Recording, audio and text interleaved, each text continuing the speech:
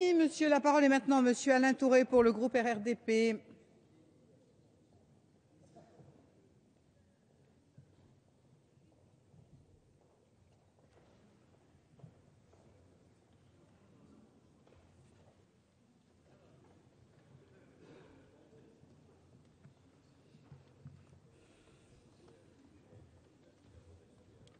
Madame la Présidente, Monsieur le Ministre, Monsieur le Rapporteur, Monsieur le Président de la Commission des lois, voici une proposition intéressante. Monsieur le Rapporteur, je vous en félicite. Et elle nous amène à poser un certain nombre de questions. D'abord, je me suis demandé pourquoi le vote blanc.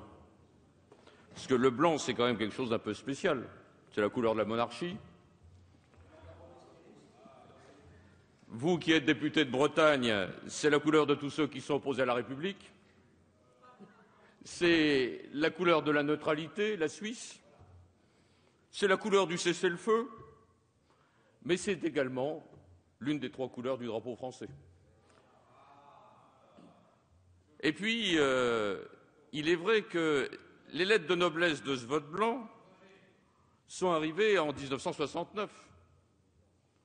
Je commençais à m'intéresser un peu à la politique. Et qui ne se rappelle pas, effectivement, comme notre ami Coronado l'a dit, les phrases extraordinaires de Jacques Duclos, avec son accent du terroir extraordinaire, expliquant comment il fallait, entre le vote blanc, se prononcer, parce que blanc-bonnet et bonnet-blanc, c'était incontestablement la même chose. Eh bien, il a été écouté. Il a été écouté, c'est donc bien la preuve qu'il y a derrière le vote blanc une véritable réalité politique. Et lorsque l'opposition d'aujourd'hui vote blanc ou s'abstient, c'est qu'elle nous soutient. Donc, nous le savons bien, à partir de ce moment-là, il y a là toute une évolution qui peut se faire sur le vote blanc. Et après tout, aujourd'hui, il me semble plus intéressant de s'intéresser au problème de vote blanc, surtout quand je constate, Monsieur le rapporteur, que vous avez bien prévu, je le dis à nos collègues de l'UMP, que ces dispositions s'appliquent à la Nouvelle-Calédonie, à Wallis et Futuna. Il n'y a pas Mayotte, mais il y a la Polynésie française. Alors, j'ai vérifié, ce sont ces trois îles qui ont été éliminées dans un scrutin qui s'est passé hier, je crois. Et nous tenons au contraire, avec le rapporteur, à rappeler que ces îles sont bien dans la République et qu'elles n'ont pas été exclues de la République comme l'UMP l'a fait, d'après ce que j'ai cru comprendre. C'est malheureux, il n'y a aucun membre de l'UMP. Enfin bon. Mais il y en a qui leur diront. Alors maintenant, de manière plus événementielle, je voudrais vous dire qu'à Caen, nous avons eu des listes qui se sont composées uniquement pour soutenir le vote blanc lors des élections municipales et qu'elles ont obtenu plus de 8% des voix. Alors, c'était des listes protestataires qui en réalité étaient en dehors du système. Mais c'est par le vote blanc qu'elles exprimaient leur refus du système. C'est donc bien qu'il y a dans le vote blanc un vote citoyen. Et que ce vote citoyen peut s'exprimer ainsi, d'abord au deuxième tour, mais également au premier tour. Au premier tour, on refuse ceux qui se présentent. Au deuxième tour, on refuse ceux qui restent.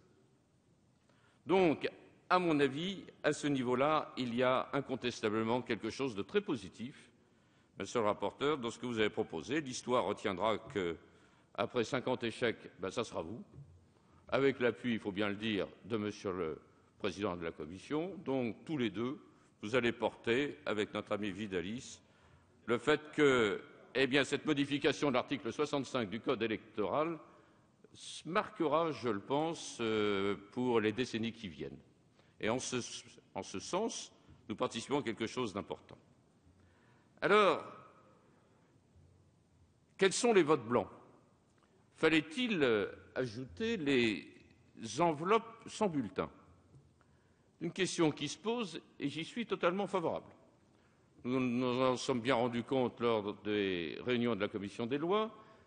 Et pour être un député maire, dont je suis fier et que j'entends rester, même si Monsieur le Président souhaite nous couper le cou, eh bien, à ce niveau-là, je voudrais rappeler que, nous le savons tous, les enveloppes sans bulletin sont plus nombreuses que les votes nuls ou les votes blancs.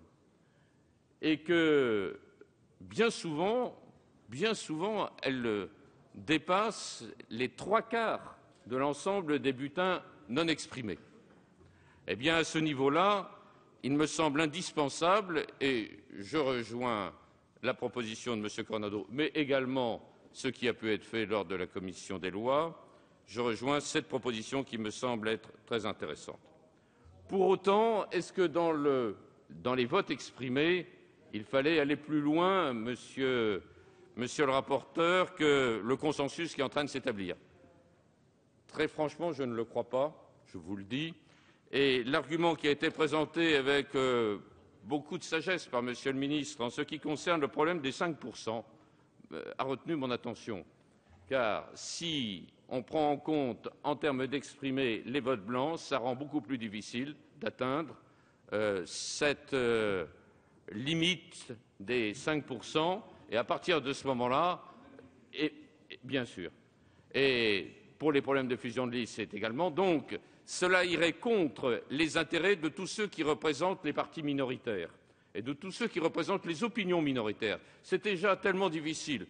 Et le représentant du Parti radical de gauche que je suis peut vous le dire. C'est tellement déjà difficile d'exister que si, en plus de ça, par la loi, on nous rend les choses encore plus difficiles, eh bien, ne plongeons pas dans cette aventure. Alors, voilà les raisons pour lesquelles nous allons nous orienter vers ce consensus à ce niveau-là. Je pense que cela permettra dans l'avenir, effectivement, de renforcer le vote blanc. Est-ce que pour autant, c'est l'une des questions qui a été faite, est-ce que pour autant cela va permettre de lutter efficacement contre l'abstention? J'en suis pas certain. Je pense que l'abstentionnisme et le vote blanc, ce sont des choses totalement différentes. On s'abstient parce que, finalement, soit on s'abstient tout le temps, il y a des gens qui s'abstiennent, quoi qu'il arrive. On s'abstient également parce qu'on n'est pas convaincu. C'est un vote de renoncement à l'abstention, alors que le vote blanc, c'est un vote qui est très fort, et certains ont pu dire, et j'ai écouté ce que disait Monsieur le Président de la Commission tout à l'heure, qu'il y a, en termes de choix politique, un choix souvent plus fort dans le vote blanc que dans les autres votes, puisque les autres votes ont bénéficié de tout un soutien médiatique, etc., tandis que le vote blanc, il ne l'a pas bénéficié. Et donc, à partir de ce moment-là, ce vote blanc, il me semble important. Voilà pourquoi nous allons exprimer, au nom du groupe que je représente, un vote favorable, ayant le sentiment d'avoir apporté une première pierre à toute cette modernisation de la vie politique que nous souhaitons. Merci.